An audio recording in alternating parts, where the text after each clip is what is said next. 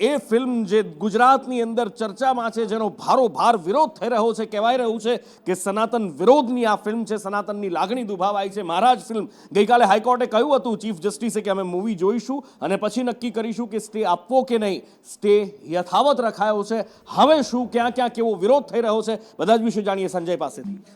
અનુપુર, જે પ્રમાણે મહારાજ ફિલ્મનો ગુજરાતભરમાં વિરોધ થયો, વૈષ્ણવ સમાજ દ્વારા આ ફિલ્મ ઉપર પ્રતિબંધ મૂકવા માટેની માંગ કરવામાં આવી રહી હતી. હાઈકોર્ટમાં પણ અરજી કરવામાં આવી હતી. હાઈકોર્ટમાં લાંબી દલીલો બાદ ચીફ જસ્ટિસે તેમણે એવો નિર્ણય લીધો હતો કે આ ફિલ્મ જોયા બાદ નક્કી કરવામાં આવશે કે તેમાં કોઈ વાધાજનક છે કે ચીજવસ્તુઓ છે કે નહીં, તે ધાર્મિક લાગણી દુભાય છે કે નહીં, કે જે સંપ્રદાયના લોકો છે તેમની લાગણી, તેમના વિરોધમાં કંઈ છે કે નહીં, તે માટેનું એમને ગઈકાલે જ જસ્ટિસે આ ફિલ્મ નિહાળી હતી ને ત્યારબાદ આજે ફરીથી સુનાવણી હાથ ધરવામાં આવી હતી. ફિલ્મ પરનો સ્ટે હટાવી દેવામાં આવ્યો છે.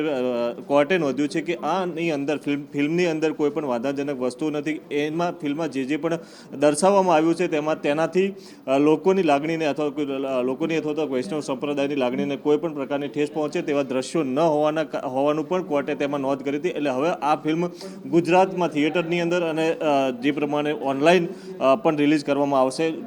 દાવો કરવામાં આવી રહ્યો એવો દાવો કરવામાં આવી રહ્યો હતો કે વૈષ્ણવ સંપ્રદાયના જે મહારાજો છે તેમના વિરુદ્ધ ફિલ્મની અંદર લોકોની લાગણી દુભાય તે પ્રમાણેના દ્રશ્યો દર્શાવવામાં આવે છે, પરંતુ કોર્ટે આવું કોઈ જ વાંધાજનક વસ્તુઓ ના હોવાની નોંધ કરી છે. બિલકુલ, એટલે અત્યારે હવે આ ફિલ્મ રિલીઝ થઈ શકશે. ફિલ્મ જોયા પછીનો આ નિર્ણય, અત્યાર સુધીનો આ સૌથી મોટું અપડેટ. અને હવે વાત કરવી છે એ સમાચાર જે જાણવા માટે દરેક ગુજરાતીઓ તલપાપડ છે કે આખરે વરસાદ ક્યારે આવશે. હવામાન વિભાગે કહ્યું છે કે હવે બહુ ચિંતા કરવા જેવી જરૂર નથી. હવે થોડા દિવસની અંદર એ ઠમઠમ વરસશે અને બધાને ભીંજવી દેશે. तो आज के लिए हैवी रेनफॉल की वार्निंग दी गई है दाहोद, महिसागर, अरावली और पंचमहल के लिए. और डे 3 के लिए हैवी रेनफॉल की वार्निंग दी गई है वलसाड़, दमन और दादरा नगर हवेली के लिए. और बाकी डे 1 के लिए जो बाकी डिस्ट्रिक्ट हैं गुजरात रीजन के, वो सारे डिस्ट्रिक्ट कवर है जहाँ पर लाइट टू मॉडरेट रेन साथ में थंडरस्टॉर्म की वार्निंग होगी. और डे 2 की बात करेंगे तो डे 2 में भी सारे डिस्ट्रिक्ट कवर है जहाँ पर लाइट टू मॉडरेट रेन और साथ में थंडरस्टॉर्म की वार्निंग दी गई है. और डे 3, डे 4 और डे 5 के लिए गुजरात रीजन के सारे डिस्ट्रिक्ट कवर है जहाँ पर मेनी प्लेसेस पे लाइट टू मॉडरेट रेन का पूर्वानुमान है. હવામાન વિભાગ કહે છે કે દક્ષિણ ગુજરાતમાં તો ભારે વરસાદની સંભાવનાઓ છે, પણ ગુજરાતમાં બીજે બધે ક્યારે વરસાદ આવશે જેની આપણે બધાએ રાહ જોઈ રહ્યા છીએ. જે દક્ષિણ ગુજરાતમાં નથી વસતા, ચોમાસું નવસારીમાં અટક્યું છે, નવસારીથી ક્યારે આગળ વધશે.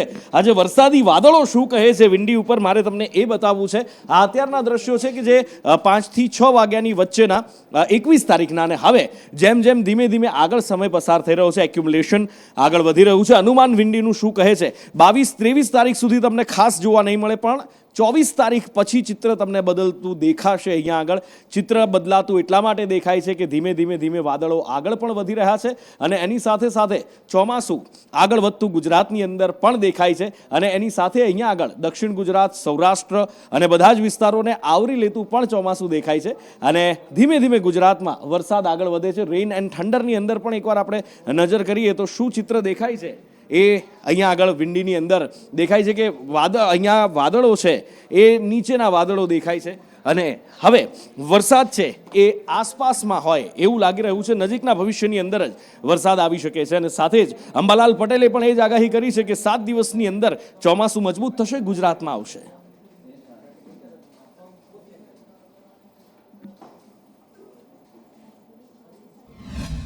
વરસાદમાં ગતિવિધિ હજુ એટલી બધી પોષક નથી, એટલે લોકો વરસાદની રાહમાં છે. ખેડૂત ભાઈઓ વરસાદની રાહમાં છે. અને ચોમાસું હવે સક્રિય થયું છે. આગામી 72 કલાકમાં આ ચોમાસું આગળ વધશે, જેમાં દક્ષિણ સૌરાષ્ટ્રના ભાગો, ભાવનગરના ભાગો, અમરેલીના ભાગો, જૂનાગઢના ભાગોમાં ચોમાસું સક્રિય થશે.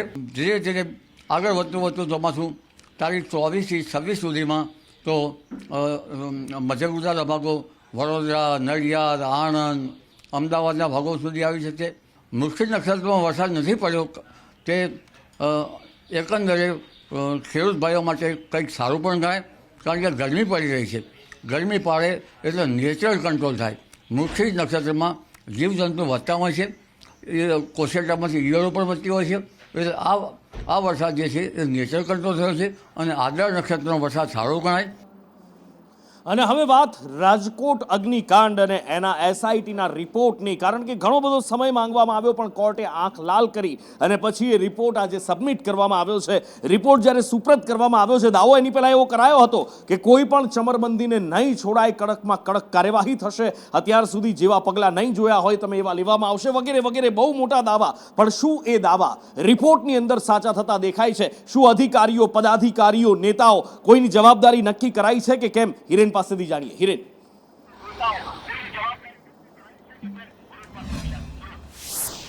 સીધી રીતે 4 થી 5 અધિકારીઓની જવાબદારી એટલે વિભાગોની જવાબદારી હતી અને વિભાગના અધિકારીઓની બેદરકારીના કારણે આ પ્રકારનું દુર્ઘટના થઈ છે. એ પ્રકારનું તારણ આ એસઆઈટીના વચગાળાનો રિપોર્ટ જે રાજ્ય સરકારને સોંપવામાં આવ્યો છે તેની અંદર બતાવવામાં આવ્યું છે, જેમાં પોલીસ વિભાગ, લાયસન્સિંગ બ્રાન્ચ ઉપરાંત આરએનબી વિભાગની જવાબદારી છે, ફાયર વિભાગની જવાબદારી છે અને ટાઉન પ્લાનિંગ, એમ 5 વિભાગની જવાબદારી ફિક્સ કરવામાં આવી છે કે આ 5 વિભાગોની બેદરકારીના કારણે આ ઘટનાક્રમ થયો છે. પોલીસ વિભાગ ઉપરાંત લાયસન્સિંગ બ્રાન્ચની પણ જવાબદારી હતી અને એ જવાબદારી સુપેરે ન નિભાવી હોવાના કારણે આ ઘટનાક્રમ ઊભો થયો હતો.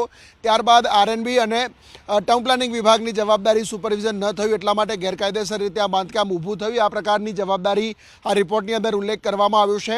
સંપૂર્ણ ઓથોરિટી જેમની હતી એવા મ્યુનિસિપલ કમિશનરો એટલે કે 4 આઈએએસ અધિકારીઓની પણ પૂછપરછ કરવામાં આવી છે 2021થી લઈને 2024 સુધીમાં. 2021માં અમિત અરોરા હતા, ત્યાંથી લઈ અને 2024માં આનંદ પટેલ, આ તમામ 4 અધિકારીઓની પૂછપરછ કરવામાં આવી છે. એક આઈપીએસ અધિકારીની પૂછપરછ કરવામાં આવી છે. રાજ્ય સરકારમાં પોલીસ વિભાગ જે લાયસન્સ આપે છે, જેમાં ટિકિટનું લાયસન્સ આપવાનું હોય છે, આ લાયસન્સમાં પણ કેટલીક ફેરફાર કરવાની જરૂરિયાત છે. રાજકોટના ઘટનાક્રમની અંદર પણ પોલીસની બેદરકારી હતી, એ આની અંદર સામે આવ્યું છે. આ ઉપરાંત એફએસએલના રિપોર્ટના આધારે અને રિપોર્ટના આધારે હજુ કેટલાક અધિકારીઓ એવા છે કે જેની જવાબદારી સીધી રીતે આની અંદર બને છે અને જવાબદારીમાં એમણે બેદરકારી દાખવી છે અથવા તો ખોટા કાગળો ઊભા કર્યા છે, ખબર હોવા છતાં ખોટા કાગળોના આધારે એમણે મંજૂરી આગળ સુધી આપી છે.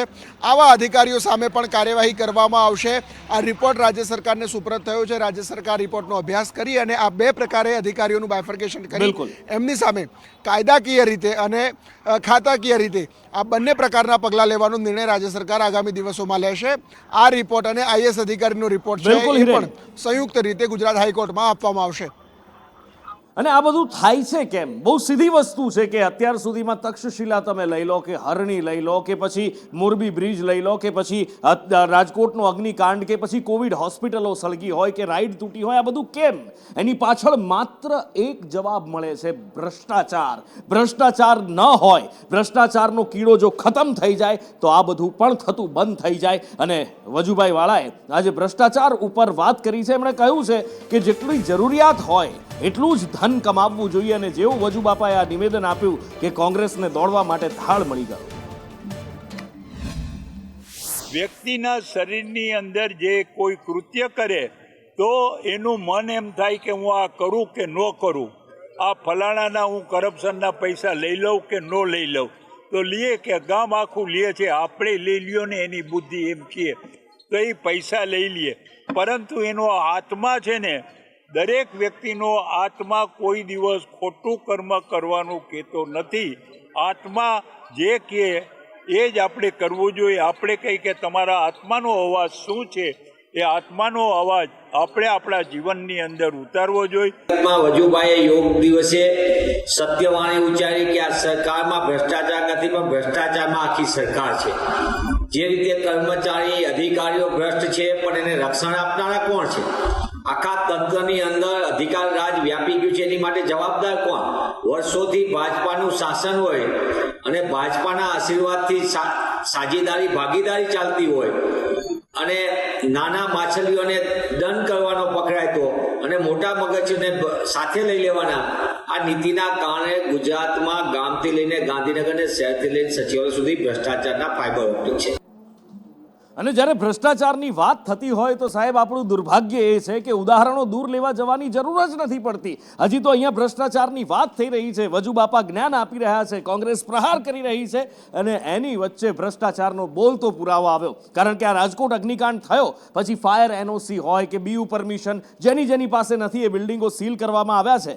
પણ સુરતની અંદર વેપારીઓ કહી રહ્યા છે કે આગળ સીલ મારેલું હોય પણ પાછલા બારણે બધું જ ઓપન કરી દેવામાં આવે છે. કેવી રીતે થતું હશે કદાચ મારે કહેવાની જરૂર નથી, સારી રીતે સમજો છો તમે. શું કહે છે સુરતના વેપારીઓ એ જુઓ.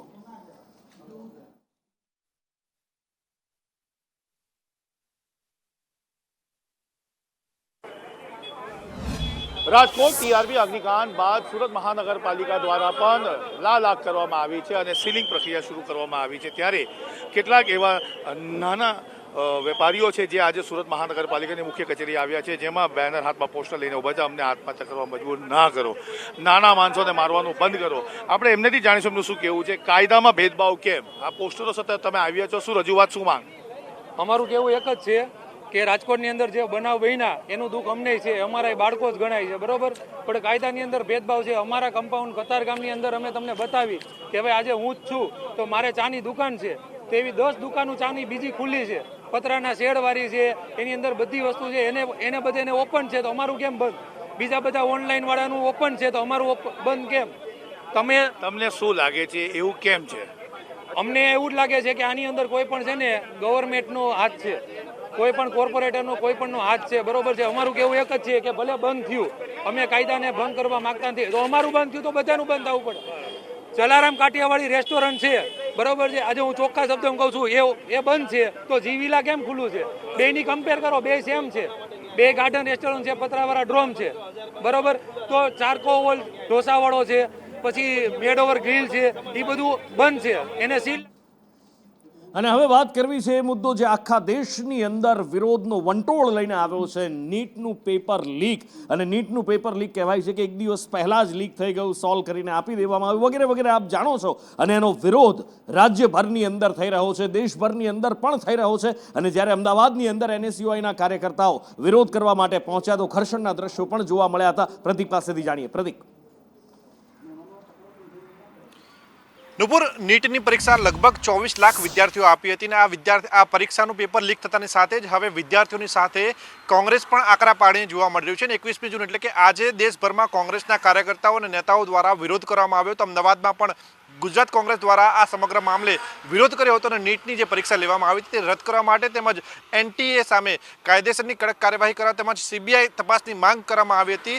વિરોધ કરતી વખતે પોલીસ પરમિશન લેવામાં નહોતી આવી, જોકે પરમિશન માંગવામાં આવી હતી પરંતુ પોલીસે પરમિશન નહોતી આપી. તેમ છતાં પણ મોટી સંખ્યામાં નેતાઓ તેમજ કાર્યકર્તાઓ ભેગા થયા હતા અને તેમણે ડુપ્લિકેટ ચલણી નોટો ઉડાવીને એક અનોખો વિરોધ કર્યો હતો. અને તેમણે સ્પષ્ટ કહ્યું હતું કે ભારતીય જનતા પાર્ટીના શાસનમાં રૂપિયા આપીને ડિગ્રી લેવામાં આવે છે, ડોક્ટરો જે બની રહ્યા છે તે ફક્ત ને ફક્ત પૈસા આપીને ડોક્ટર બની રહ્યા છે. અને આ જ ક્રમથી તેમણે ડુપ્લિકેટ ચલણી નોટો ઉડાવીને વિરોધ કર્યો હતો. આ દરમિયાન પોલીસનો મોટો કાફલો ખડકવામાં આવ્યો હતો અને પોલીસ દ્વારા તમામ જે કાર્યકર્તાઓ છે, નેતાઓ છે, તેમની ટીંગાટોળી કરીને તેમની અટકાયત કરવામાં આવી હતી, કારણ કે તેમણે પરમિશન નહોતી લીધી. પરંતુ કોંગ્રેસના નેતાઓ સ્પષ્ટ કહ્યું છે કે CBI તપાસ કરવામાં આવશે તો આની પાછળ મોટા માથા પણ બહાર આવી શકે છે અને કેટલાક ભાજપના નેતાઓ પણ બહાર આવી શકે છે.